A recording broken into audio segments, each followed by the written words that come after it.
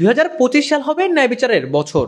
জুলাই গণ অভ্যুত্থানের সময় সংগঠিত মানবতা বিরোধী অপরাধের ন্যায় বিচার নিশ্চিত করতে প্রতিশ্রুতিবদ্ধ আন্তর্জাতিক ট্রাইব্যুনাল, এমনটাই জানিয়েছে সংস্থাটির দুই প্রসিকিউটর।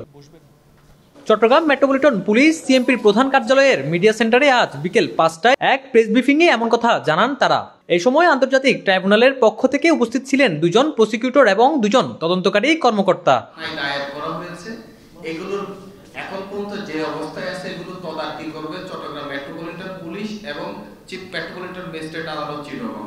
তদন্ত কার্যক্রম পরিচালনার জন্য সঠিক সাক্ষ্য প্রমাণ সংগ্রহ করা হচ্ছে বলে জানান তারা। বলেন, বিভিন্ন স্থানে গিয়ে সংশ্লিষ্ট এলাকায় আন্দোলনের সময় আহত নিহতর পরিবারের সদস্যদের সাথে আলোচনা করা হচ্ছে। একই সঙ্গে তাদের মাধ্যমে অভিযোগ দায়েরের কাজও চলছে।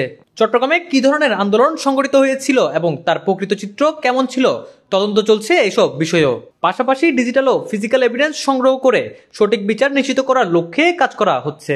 সারা দেশে জুলাই গণ অভ্যুত্থানের সময় যে মানবতা বিরোধী অপরাধগুলো হয়েছে, আপনারা জানেন যে ম্যাজিস্ট্রেট আদালতেও কিন্তু অনেকগুলো মামলা হয়েছে, অর্থাৎ পুলিশ স্টেশনে অনেকগুলো অভিযোগ দায়ের হচ্ছে, যেটা পরবর্তীতে ম্যাজিস্ট্রেট আদালতে গেছে।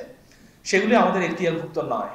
আমরা হচ্ছি যে এই যে হত্যা, গুরুতর জখম, নৃশংস নির্যাতন, নিপীড়ন, গুম, এই ধরনের বিষয়গুলো নিয়ে আমরা কিছু সুনির্দিষ্ট ঘটনা সারা দেশব্যাপী নিয়ে আমরা প্রমাণ করার চেষ্টা করব যে সুপিরিয়র কমান্ড রেসপন্সিবিলিটি ছিল, মানে এখানে কারো থেকে একটা সুপ্রিম কমান্ড এসেছে এবং বাকিরা সিস্টেমেটিক্যালি এবং ওয়াইড স্প্রেড ভাবে এটা পালন করেছে।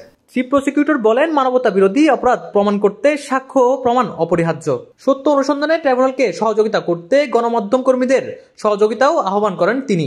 এই 11 জন শহীদের ন্যায় বিচার নিশ্চিত করার জন্য যে ধরনের সাক্ষ্য প্রমাণ দরকার সেগুলো গ্রাউন্ড ওয়ার্ক আমরা করছি, এইটুকু আপনাকে আমরা নিশ্চিত দিতে পারি। News desk, Chittagong 24, Chittagong.